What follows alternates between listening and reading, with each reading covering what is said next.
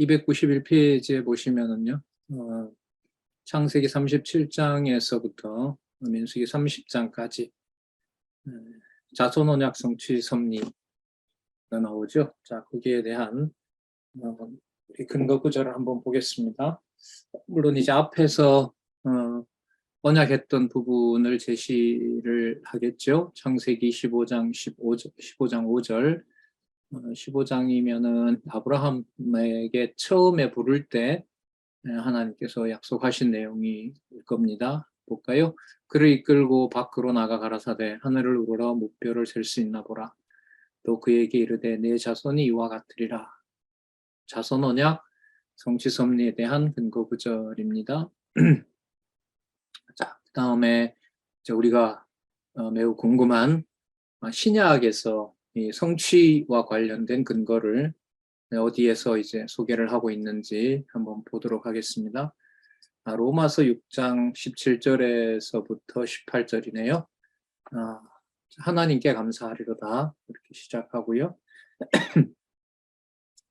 이제 감사하는 내용이 뭐냐면 너희가 본래 죄의 종이더니 너희에게 전하여 준 바 교훈의 본을 마음으로 순종하여 죄에게서 해방되어 의에게 종이 되었느니라. 의의 종이 되었다. 자손 언약과 연관이 되죠. 그리고 죄의 종이다는 그 말씀은 지금 우리가 이제 알고 있는 본문의 배경으로 보면 애굽에 데려다 놓고 거기서 생육하고 번성하게 하는 거죠. 430년 동안이나 무려 굉장히 긴 시간이죠. 그 기간 동안 애굽 바로 왕의 종살이를 했던 거죠. 그런데 그 바로 왕에게 종살이 했던 그 시간이 하나님께서 여호와께서 언약하신 대로 아까 조금 전에 읽었던 15장 15절 아브라함에게 약속했던 하늘의 묵별처럼 이렇게 많은 자손들을 번성하게 하신다는 그 약속을 이룬 것이 됩니다. 이 로마서는 물론 실체적인 언약과 관련이 되죠. 예수께서 하나님 의에 계시로 이 땅에 오셨고 그 예수 그리스도를 믿는 자들로 하나님의 의를 그들의 믿음으로 선물로 주셨고 그게 바로 교회의 양육과 관련된다는 거 여러분들 알고 계실 겁니다. 그럼 이것도 한번 보면 결과적으로는 6장 17절 결론이 이미 나왔어요. 하나님께 감사하리로다. 왜 감사하느냐? 아까 창세기하고 우리가 이제 이하에서 살펴볼 애굽에 내려가서 종살이를 하지만 거기에서 자손 언약을 이룬 거니까요. 이제 이게 하나님의 언약한 대로 이루어지는 거란 말이죠. 아브라함에게 이미 이방에 계기된다고 얘기를 했고 거기서 종살이 한다고 했어요. 마찬가지로 그걸 우리가 아쉬워해야 되는 것이 아니고 로마서 6장 17절에 감사해야 되는 겁니다. 왜 감사해야 되냐면 하나님께서 언약하신 대로 당신의 방법으로 이루었기 때문에 어떻게 해요? 죄의 종노릇하게 했는데 그게 그 비밀을 알고 보니 죄의 종노릇한 것이 아니라 자, 그 다음 말씀 볼게요. 너희에게 전하여 준 바 교훈의 본을 마음으로 순종하여 이렇게 나오죠. 죄의 종이었는데 죄의 종노릇하는 그들에게 이 37장 이후 사건을 좀 사용을 할게요. 요셉의 형들과도 관련이 되고요. 요셉의 형들이 범죄했는데 그들에게 여호와 하나님께서 악을 선으로 바꾸어서 우리 언약 자손을 보호하기 위해서 저를 먼저 보냈습니다. 라고 교훈을 해줘서 그 마음으로 순종하게 하죠. 형제들을. 자, 그것과도 관계가 되고요. 18절과 관련해서 본다면 애굽 생활에 거의 종살이를 하고 그 풍습에 쩌들어 있는 이스라엘 백성들에게 모세를 보내서 그 죄 가운데서 해방시켜서 하나님의 백성 되는 자손 언약 성취 섭리와 연관이 되는 거죠. 그래서 18절에 보면 죄에게서 해방되어, 이건 이제 출애굽시키는 사건하고 관계되죠. 죄에게서 해방되어 약속의 땅으로 데려가기 위해서 이스라엘 백성들을 하나님의 의의 종이 되게 하는 겁니다. 그러니까 죄의 종로로 타던 이스라엘 백성들을 의의 종이 되게 하셨다. 자, 그래서 그리스도 성취와 제가 이렇게 막 함께 설명을 했는데, 로마서 6장 17절에서 18절은 지금 우리가 살펴볼 창세기 37장에서부터 민수기 30장 자손 언약 성취 섭리를 하나님께 감사리로다라고 했으니까 여호와께서 언약하신 대로 이루시는 것을 찬송하는 내용이 이하에 나온다. 이렇게 창세기 15장과 로마서 6장 17절부터 18절을 논리적으로 연결할 수가 있다. 우리 공부는 이걸 스스로 해보는 공부가 중요하죠. 그러니까 전달을 해보면 알 수 있죠. 내가 뭐 내한테 이렇게 얘기한다기보다 내가 혼자 공부하는 거야. 혼자 읽고 생각하는 거지만 여기 말씀을 전하는 선생님들도 계시고 또 인도하는 분들도 계시니까 우리가 지난 7월에 확인했던 것처럼 저자를 모시고 요 세 번째 단락에 있는 요 근거 구절들의 논리적 구성, 논리적 연결도 매우 중요하다고 그랬죠.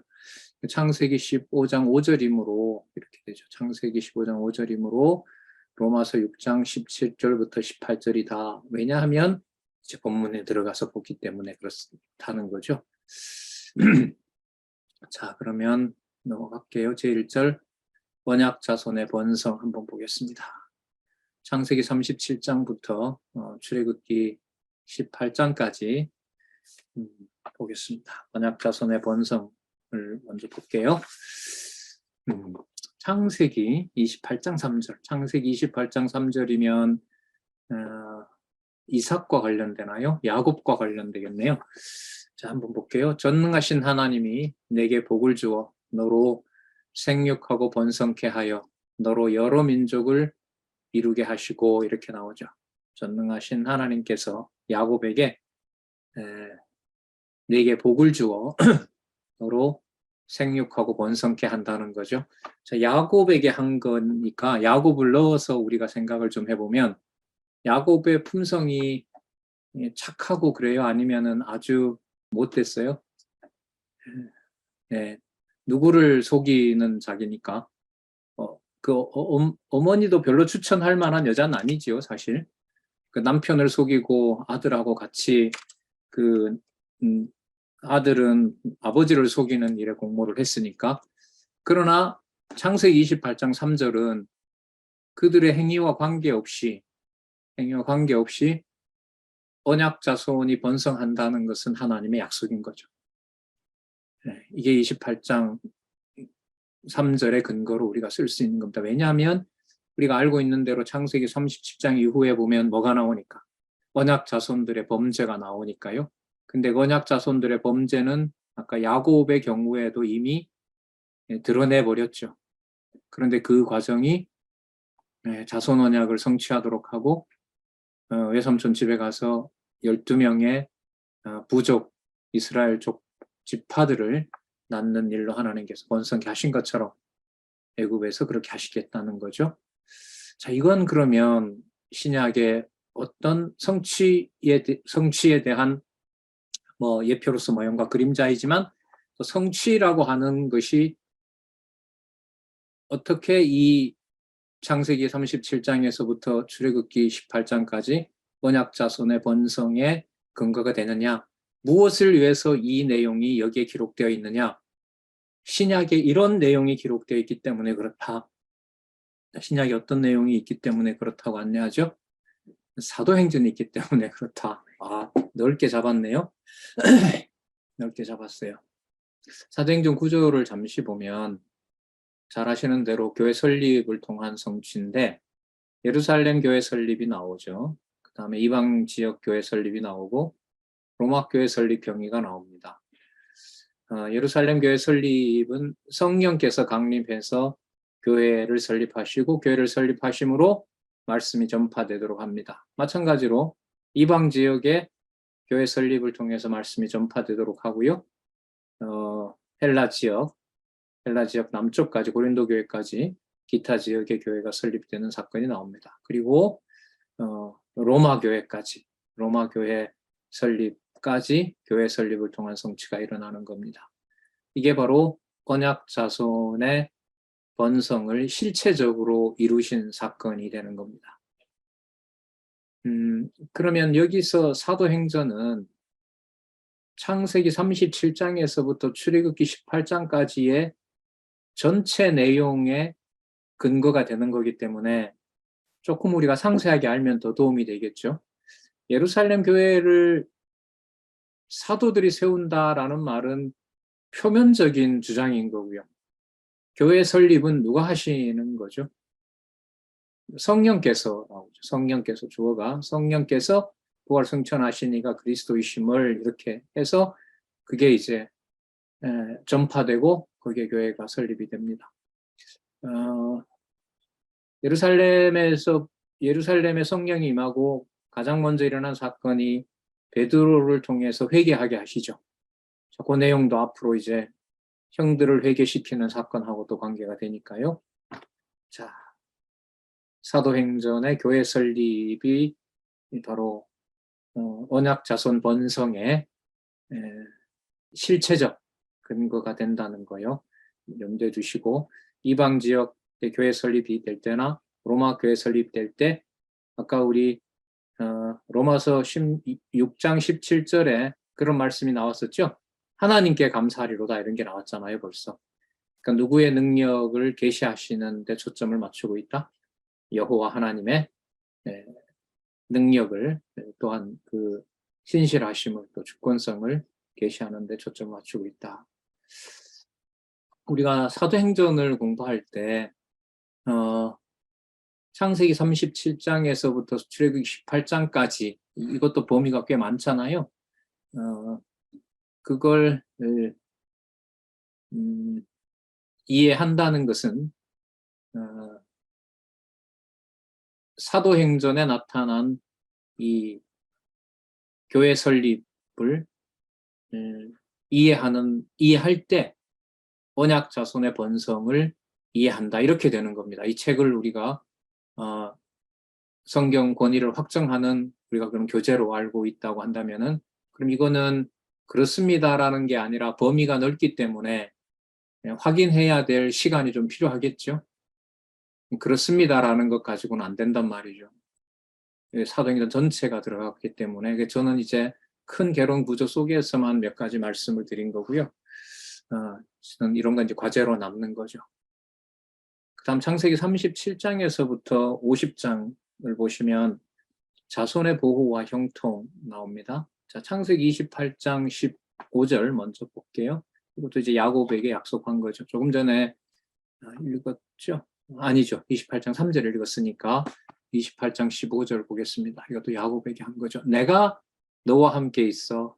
내가 어디로 가든지 너를 지키며 너를 이끌어 이 땅으로 돌아오게 할지니라. 내가 네게 허락한 것을 다 이루기까지 너를 떠나지 아니하리라 하신지라.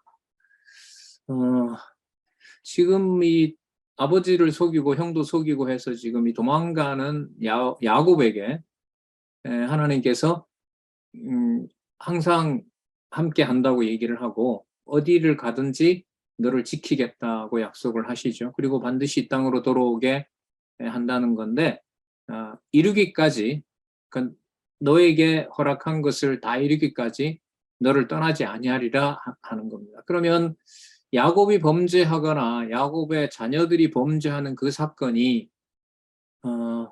자손을 보호하고 형통하는데 우리가 봤을 때는 그 범죄가 자손을 보호하고 형통하게 하는 데는 우리 기준으로 봤을 때는 그게 도움이 되는 거예요? 도움이 안 되는 거예요?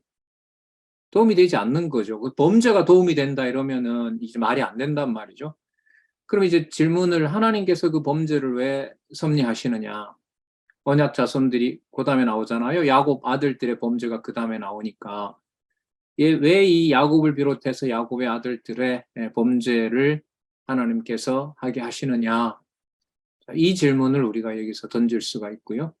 그러면 그런 것과 상관없이 그들의 범죄 이전에 아까 창세기 28장 15절에 있는 대로 하나님은 이미 야곱이 뭐 할 때부터 거짓말을 하고 형이 죽이려고 하니까 애삼촌 집으로 도망갈 때부터 항상 야곱과 뭐 한다? 함께 한다라는 약속을 해주신 거죠. 그러면 어떤 상황이 되더라도 너와 함께 있겠다라는 이 하나님의 약속이 범죄하는 것에 대해 범죄를 해도 괜찮다가 아니에요. 범죄를 해도 괜찮다가 아니라 하나님의 언약을 인간의 행위와 관계없이 인간의 행위로 인하여 하나님이 약속을 이루는 것이 아니라 하나님께서 약속하신 그것을 하나님의 방법으로 이루신다는 것에 초점을 맞추어야겠죠. 그러면 자손보호와 형통이라는 게 범죄하지 않도록 보호하는 것이 보호하고 범죄하지 않게 형통한다는 말이 아니겠죠. 범죄 이전에 하나님이 뭐라고 하셨기 때문에 어디를 가든지 내가 너와 함께 한다고 그랬고 내게 허락한 것을 다 이루기까지 성취할 때까지 너를 떠나지 않는다고 했으니까 범죄하는 그것을 통해서 범죄해도 괜찮다가 아니라 범죄하는 그 사건을 통해서 내가 반드시 언약한 대로 너희들의 행위와 관계없이 내 언약을 내가 이룬다라는 것을 깨닫게 하는 거죠. 그러면 보호와 형통이라는 것이 누구 이름의 보호와 누구 이름을 깨닫는 것이 형통으로 가야 되냐면 여호와의 이름인 거죠. 여호와의 이름. 그래서 이 제목만 딱 놓고 보면 자손을 보호해 주는 거구나. 왜? 언약을 이루시기 위해서. 이게 비등비등해져요. 자손 보호와 하나님 언약한 대로 이룬다. 그래서 자손을 보호하는 거구나. 이렇게 결론이 나면은 여호와 하나님의 그 언약대로 이루시는 주권성에 대해서 강조를 할 수가 없어요. 그런 면에서 창세기 28장 15절은 내가라는 주어가 잘 강조되어 있죠. 이렇게 생각을 하고 그 다음에 히브리서 볼게요. 히브리서 13장 6절이 지금 여기 근거 구절로 들어와 있는데 한번 볼게요. 그러므로 우리가 담대히 가로되 주는 나를 돕는 자신이 내가 무서워 아니하겠노라. 사람이 내게 어찌하리요 하노라.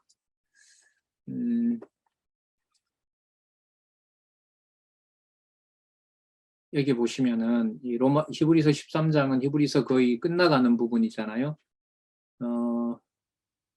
히브리서에 보면 예수의 우월성에 대해서 강조하는 부분이 나오는데 그 히브리서 요절이 바로 온전케 하시는 믿음의 주 예수 그리스도를 강조하는 요절이잖아요.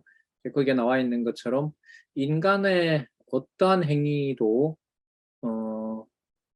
하나님의 교회를 세우는데 또 그 하나님의 교회가 진리 투쟁을 해가는데 인간의 어떤 공로가 추가되면 히브리서의 그 주제와 관련이 되죠.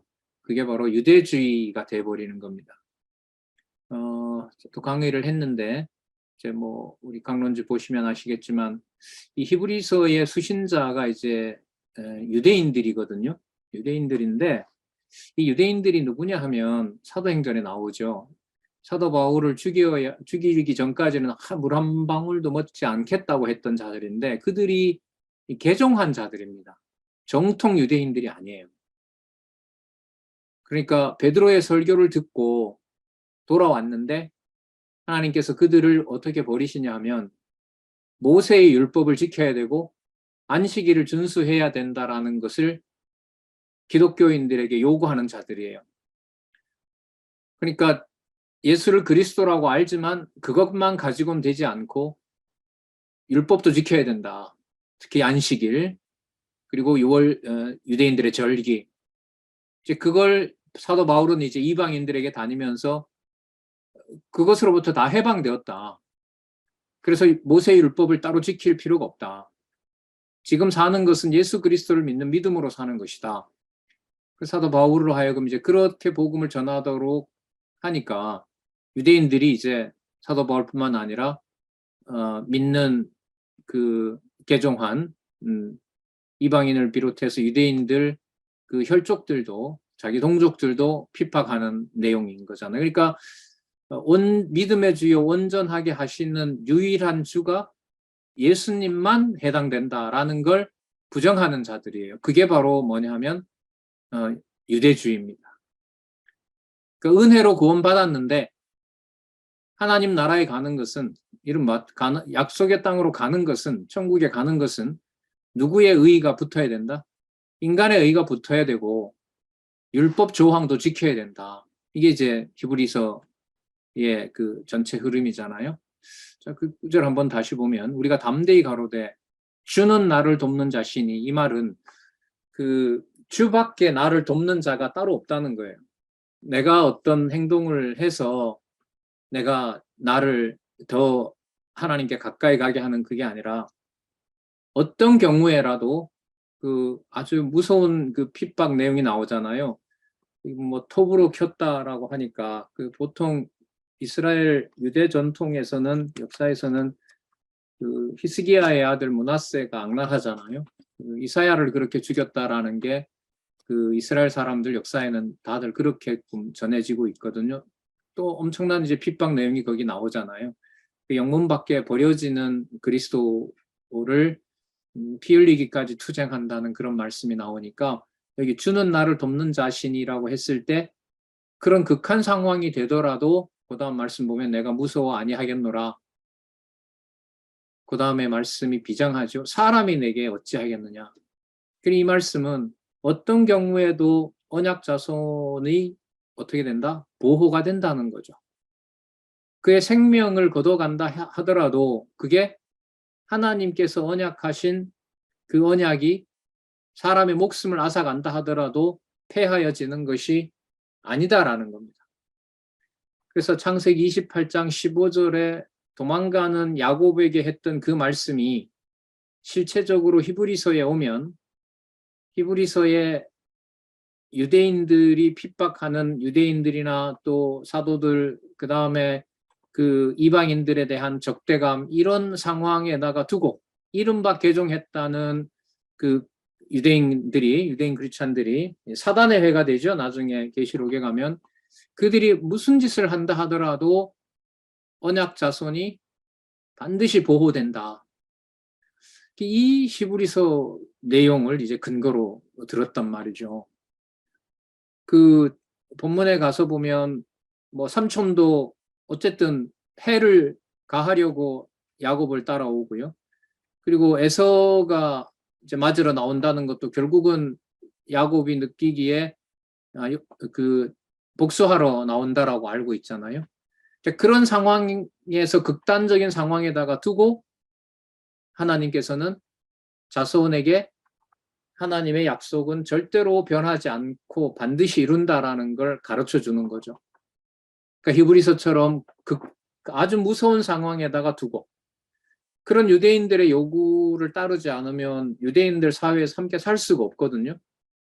쫓겨나야 되고, 쫓겨나면 당장 생활고에 시달려야 되고, 그리고 붙잡히면 처참하게 죽어야 되고, 이제 그런 상황을 이제 야곱이 그 외삼촌이 쫓아오고 또 형이 자기를 죽이려고 하는 그 상황과 비교를 해서 하나님의 언약은 반드시 어떤 극한 상황에서라도 어떻게 된다? 반드시 지킨다. 왜냐하면 창세기 28장 15절에 야곱이 도망갈 때 이미 내가 너와 함께 있어 내가 어디로 가든지 너를 지키며 너를 이끌어 이 땅으로 돌아오게 할 것이다. 할지라 내가 내게 허락한 것을 다 이루기까지 너를 떠나지 아니하리라. 그리고 히브리서 마지막에 있는 사람이 내게 어찌하리요. 어떤 사람의 권세와 권력도 믿음의 주를 따르는 일을 절대로 막을 수가 없다. 이렇게 되는 겁니다. 그러면 범죄와 어떻게 보면 시련 가운데, 시련은 여러분 누가 시련 당하는 게 밑에 나오죠? 형들로부터 미움받아서 요셉이 시련 당하는 게 나오잖아요. 그러니까 이 구절 속에 야곱도 들어가지만은 그 시련 당하는 누구도 당연히 들어가겠어요? 요셉도 들어가는 거죠. 그 요셉이 받는 이제 고난이 장차 오실 그리스도와 그 교회가 겪을 일과 관계가 되겠죠. 그러면 그렇게 겪게 하는 이유가 뭐냐? 아까 창세기 28장 15절을 다시 쓰면 언약하신 대로 여호와께서 그것을 반드시 이루신다는 것을 확증해 주기 위해서 이렇게 되는 겁니다. 그러면 요셉이 깨닫는 거나 형제들이 범죄한 형제들이 깨닫는 거나 범죄한 형제들의 피해자가 된 요셉이 깨닫는 거나 결국은 뭘 깨닫는 걸까요? 아까 그 요절에 그 위에 있는 근거 구절에 있는 대로 어떤 경우에라도 여호와의 이름은 당신이 그 이름을 뭐 하지 않는다? 절대로 포기하거나 훼손시키지 않는다. 그럼 누구 이름이 보존되는 절차인 거예요, 그게? 여호와의 이름이 보호되고 여호와의 이름이 보호되는 것이 언약 자손들에게는 뭐가 되는 겁니까? 형통함이 되는 거죠. 형통함이 되는 겁니다. 그래서 요 제목을 해석을 여호와 계시 관점에서 잘 하셨으면 좋겠고요. 자, 야곱 아들들의 범죄 한번 볼게요. 창세기 6장 8절이 나오네요. 293페이지. 그러나 노아는 여호와께 은혜를 입었더라. 제가 이를 읽어볼까요? 그러나 요셉은 여호와께 은혜를 입었더라. 그러면 여러분 요셉과 관련된 일 떠오르세요? 야곱의 아들들이 범죄했지만 요셉은 여호와께 은혜를 입었더라. 되잖아요. 그죠? 네, 되잖아요. 그 은혜가 어떤 경우는 은혜고 어떤 경우가 은혜는 아니고 이게 아니잖아요. 아까 언약 자손의 보호와 형통에서 누구 이름에 이미 은혜가 맞춰져 있으니까 여호와의 이름을 알게 되는데 이미 맞춰져 있기 때문에 자, 은혜를 입었더라. 자, 로마서 11장 6절로 또 가네요. 자, 로마서 11장 6절. 만일 은혜로 된 것이면 행위로 말미암지 않음이니 그렇지 않으면 은혜가 은혜되지 못하느니라.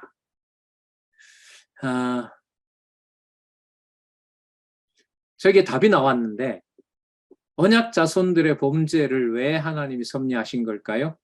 요 구절에 답이 나오잖아요. 은혜로 된 것이면 행위로 말미암지 않는다고 했으니까 하나님의 약속이 은혜인데 은혜가 은혜되도록 하기 위해서 행위로 말미암지 않는다는 것을 뭐 하기 위해서? 알게 하기 위해서 야곱의 아들들이 뭐 하도록 섭리하셨다? 범죄하도록 섭리하셨다. 뭐 우리 시당에서도 뭐 너무 중요한 내용이죠. 아주 중요한 내용입니다. 그러니까 언약을 하나님께서 언약 자손으로 우리가 선택을 받은 그것이 행위에서 나오지 않는다는 거 우리 늘 범죄하면서 깨닫죠. 깨닫게 하시죠. 네.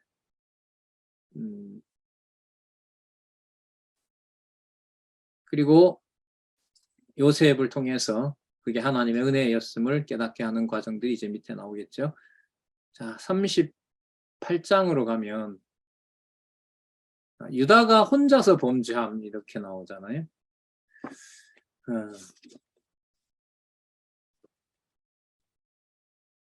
300페이지에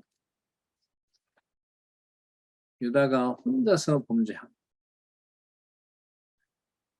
이 낱말이 지금 세 부분이 있잖아요. 유다가 혼자서 범죄함. 여러분 유다가 1번, 2번은 혼자서, 3번은 범죄함. 1, 2, 3 중에 어디에 강한 강조를 해야 될까요? 유다가 혼자서 범죄함일까요? 유다가 혼자서 범죄함일까요? 유다가 혼자서 범죄함일까요? 믿음의 분량대로 깨달으시기 바랍니다.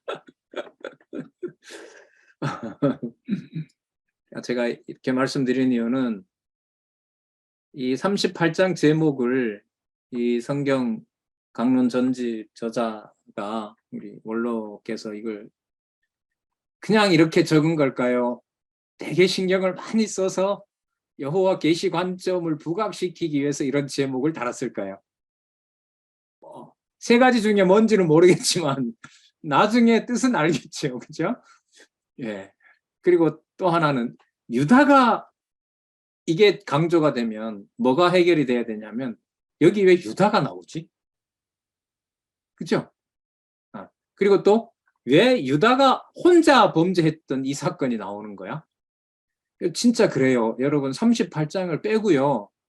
38장을 빼고 39장 끝부분이 형제들이 요셉을 상고에게 판 것을 아비에게 속임 이렇게 나오잖아요. 그러니까 요셉을 장사꾼들에게 팔았던 것으로 37장이 끝납니다. 근데 38장을 빼고요. 38장 1절에 38장 첫 부분에는 무슨 내용이 나오냐면 38장 첫 부분에 39장이죠. 38장을 뺐으니까 요셉이 팔려간 주인에게 위임받은 소유의 복을 내린다. 요셉이 팔려가서 주인에게 일을 업무를 부여받는다. 그러면 37장 끝부분하고 39장 첫 부분하고 연결이 돼요? 안 돼요? 되지요? 형제들이 요셉을 팔았더라. 38장 빼고요. 39장에 요셉이 팔려가서 형들이 팔았기 때문에 팔려가서 어떤 주인의 집에 가서 거기서 그 집안의 살림을 관리하게 되었다. 사건이 연결이 되잖아요. 그죠? 사건 연결이 되잖아요. 뭘 빼도 유다가 혼자서 범죄함이라는 걸 빼도 내용 본문이 이어지는 데는 문제가 있다 없다? 없다.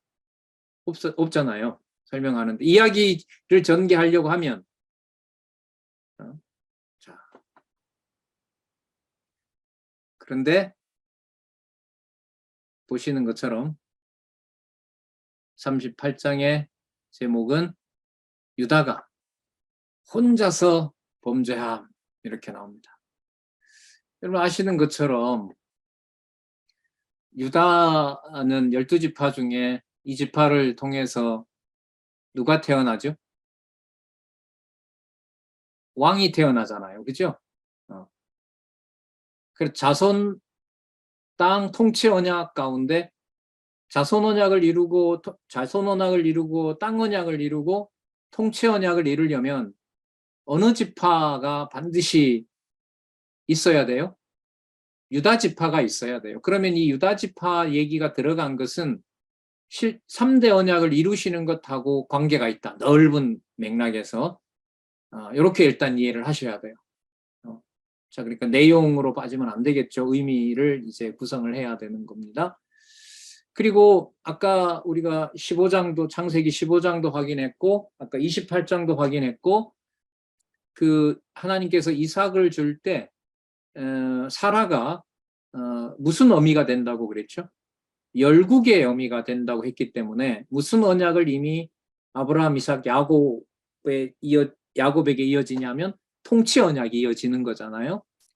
유다는 여러분 아시는 것처럼 레아의 소생인데 12지파를 만들 그 조상들을 족장들을 하나님께서 외삼촌 집에다 두고 다 데리고 오는 거란 말이죠. 그럼 데리고 오는 게 앞으로 뭐 해야 되냐면 나라를 세워야 된단 말이죠. 그러면 유다가 들어간 사건은 무슨 언약을 이미 해준 것과 관계가 있다. 이삭과 야곱에게 이어지는 무슨 언약? 통치 언약과 관련된 내용과 연관이 된다. 일단 이렇게 보셔야 돼요. 그러니까 이걸 3대 언약을 기억을 하지 않으면 3대 언약을 중요하게 여기지 않으면은요. 38장을 빼도 내용이 연결이 되는데 그렇게 해도 되는 게 아닌가요? 라는 질문을 대답하기가 쉬울까요? 어려울까요? 어려워요. 그래서 3대 언약을 꼭 기억을 해야 되는 이유가 38장을 여호와께서 통치 언약을 이루시는 것과 관련해서 유다 사건을 넣는다라고 큰 맥락을 이어가는 데 있어서 좀 이해할 필요가 있고요. 자, 그리고 유다가 범죄하는 것도 답이 사실상 나옵니다. 금방 나와요. 아까 하나님의 은혜가 행위로 말미암는다면 그거는 은혜가 될 수 없는 거고 은혜가 되기 위해서는 인간이 행위로 은혜를 받을 수 없다는 걸 알려줘야 돼요. 그래서 유다로 하여금 뭐 하게 합니까? 왕손이 나는 왕의 혈통을 보존시키는 유다 지파의 그 왕손이 이어지는 것이, 장차 올 통치자가 일어나는 것이 사람의 능력으로 되지 않는다라는 것, 통치 언약의 출발이라고 할 수 있는 유다 지파가 통치 언약을 이룬다는 것이 유다의 공로가 조금이라도 있다 없다, 전혀 없다는 걸 알게 하기 위해서 족보에 담기가 어려운 며느리와의 관계를 통해서 베레스와 세라를 낳는 사건을 지금 여기에다가 넣은 거예요. 그래서 이것은 3대 언약을 염두에 두지 않으면 유다의 범죄가 유독 여기에서 들어가야 될 이 성경 결혼 구조, 섭리를 통한 언약, 여기에서 이게 설명이 되기가 어렵다고 좀 봐요. 꼭 3대 언약이 여기엔 들어가야 됩니다. 자, 그리고 이 얘기를 율법과 죄 그리고 은혜, 지금 300페이지 하고 있어요. 율법과 죄 그리고 은혜에 율법과 죄와 은혜 항목을 참고할 것, 이렇게 나왔는데, 여러분 율법과 죄 그리고 은혜는 우리가 정리를 얼마든지 할 수 있겠죠. 죄가 죄되게 하기 위해서 하나님이 뭘 주셨어요? 율법을 주셨어요. 그죠? 그러면 죄를 죄되게 하는 것은 언약 자손들에게 3대 언약이 이루어지는 것이 언약 자손들의 행위로 말미암는다. 전적으로 하나님의 은혜로 말미암는다. 은혜로 말미암는다. 언약으로 말미암는다. 그걸 이제 확증시켜 주는 것을 율법과 죄, 은혜에서 설명을 하고 있죠.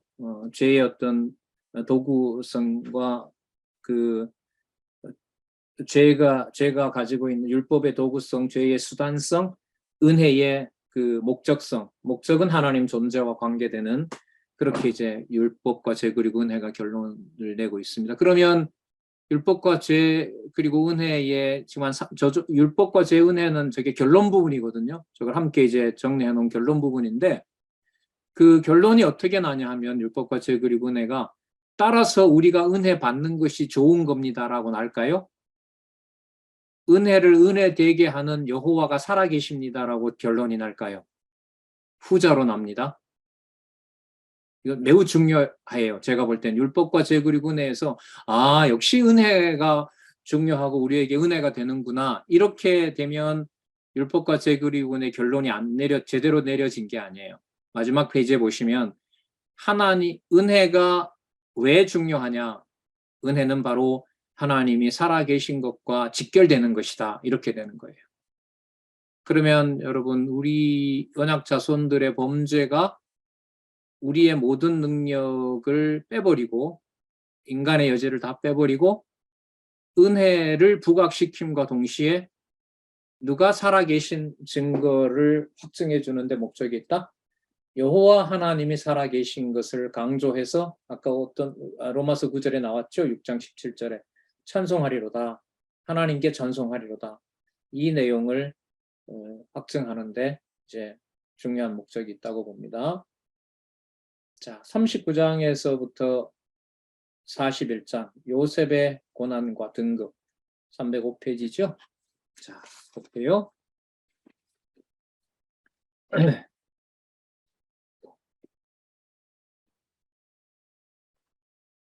창세기 37장 7절에서부터 9절.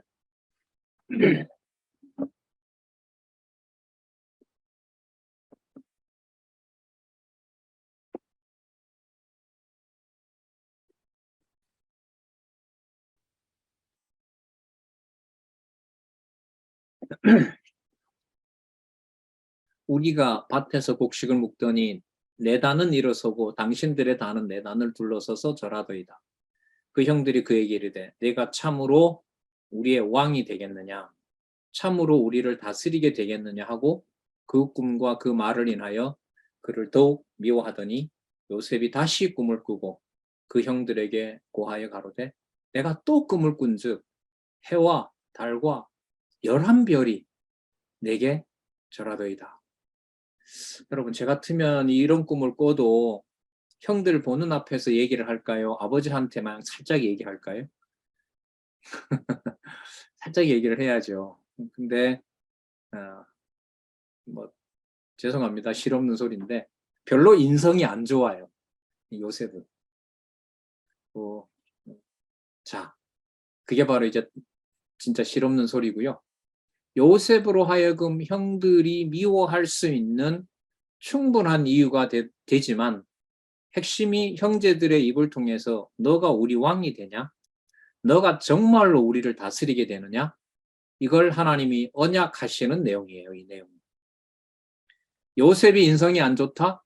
형들이 화를 낼만 하구나라고 해버리면 두 말 모두에 누구 주어가 없어요?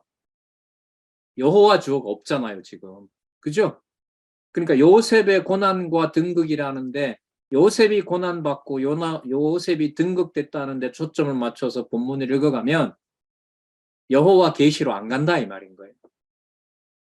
그러면 여기 이 기록된 근거에서 우리가 확인을 해야 되는 것은 요셉이 꿈을 꾸게 하시고 꿈 내용은 요셉이 형들을 다스리는 왕이 된다는 꿈을 하나님께서 꾸게 하셔서 요셉이든 형제들이든 간에 이들에게 하나님께서 언약 자손을 번성할 수 있는 그 확인을, 그 언약을 지금 하고 있는 장면이다. 이렇게 이 37장 7절에서부터 9절 내용을 이해하셔야 돼요. 여러분, 이 꿈을 아버지도 듣고 요셉을 칭찬했어요? 아버지도 요셉을 책망했어요? 본문에 보면 야곱도 책망합니다. 요셉을. 아버지도 책망해요. 자, 그럼 여기서 봤을 때 요셉이 꾸게 한 꿈을 하나님이 이루세요? 안 이루세요? 이루세요. 나오진 않지만 요셉이 이 꿈을 꾸고 난 다음에 등극할 때까지 아니면 형들이 자기 앞에 와서 절할 때까지 37장 7절에서부터 9절 내용을 항상 머릿속에 염두에 두고 살았다? 글쎄, 성경에 그건 나오진 않아요. 그러나 과정으로 보면 팔리잖아요. 장사꾼들에게 넘어가도 구덩이에 집어 던져줘요. 죽을 위험에 처해 있습니다. 근데 죽지 않았어요. 장사꾼에게 팔려가요. 팔려갔는데 로마의 바로의 궁에 들어가요. 바로의 그 보디발 집에 갑니다. 거기서 또 오해를 받아요. 다시 또 어디로 가죠? 다시 또 감옥에 갑니다. 그 모든 과정에서 늘 머릿속에 꿈을 염두에 두고 살았다. 그런 해석은 안 맞아요. 여기에 볼 때. 그런데 이제 형들과 관련된 꿈을 꿨는데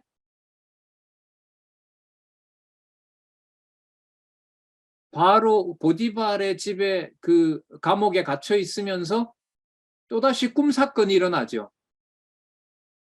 그 바로의 시종 둘이 꿈을 꾼 것을 하나님께서 뭐 하게 하시죠? 해석하게 하시잖아요.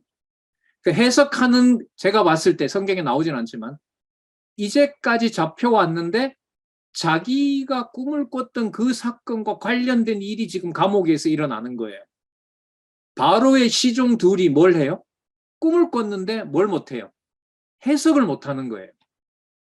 그러면 꿈을 해석하면서 요셉으로서는 자기가 과거에 꿨던 꿈 얘기가 뭐 합니까? 연결이 되겠죠.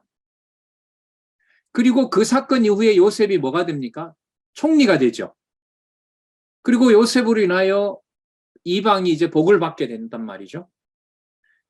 그리고 자기가 그 총리가 된 사건에서 요셉은 자기가 뭔가를 해서 바로의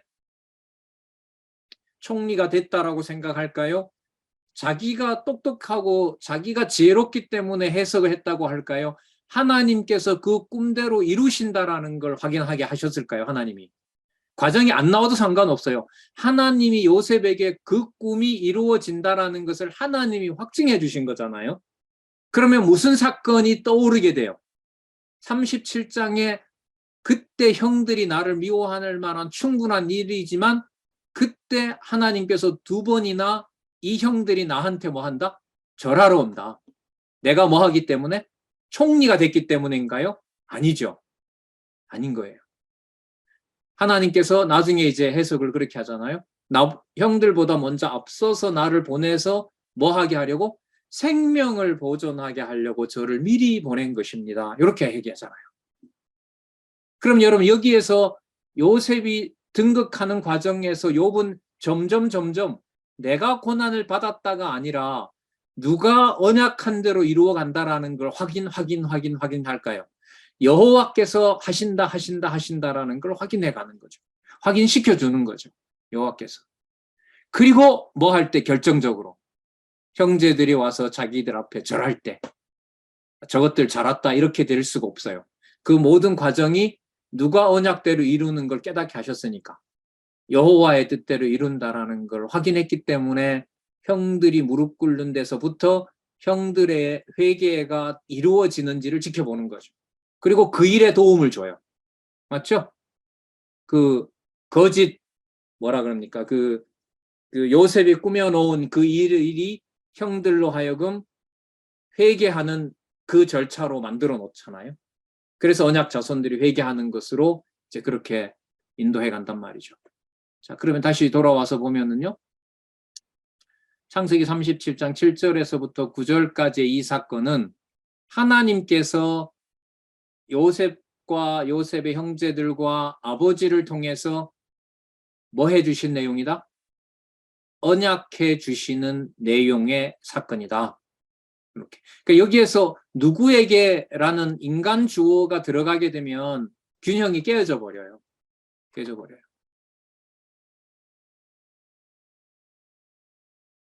자, 그리고 신약 근거가 뭐가 나올지 성취되는 어떤 부분이 지금 요셉의 고난과 그 등극의 근거 노릇을 하고 있는지 성취로서 근거가 되고 있는지 계시록 20장이 나오네요. 이는 장차 마지막 아담 메시아가 승천하여 만왕의 왕으로 군림하실 것에 대한 예표로서의 모형과 그림자다. 계시록 20장.